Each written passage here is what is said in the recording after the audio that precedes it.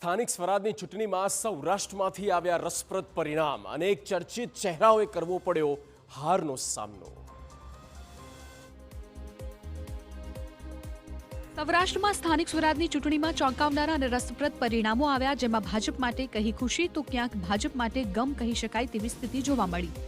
કોંગ્રેસ માટે ચિંતાજનક સ્થિતિનું નિર્માણ થયું. હવે વાત સૌરાષ્ટ્રના ચર્ચિત ચહેરાઓની કરીએ તો અમરેલી જિલ્લાની લાઠી તાલુકા પંચાયતની ચાવંડ બેઠક પર માયાભાઈ આહિરના દીકરી ભાજપ ઉમેદવાર સોનલ ડેરને કારમી પરાજયનો સામનો કરવો પડ્યો.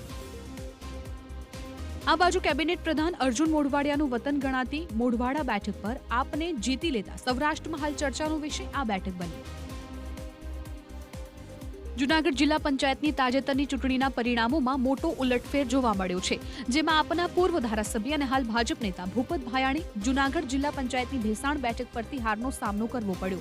આમ આદમી પાર્ટીના ઉમેદવાર દિનેશ રૂપારેલિયાએ તેમને 1700 મતોથી પરાજય આપ્યો છે.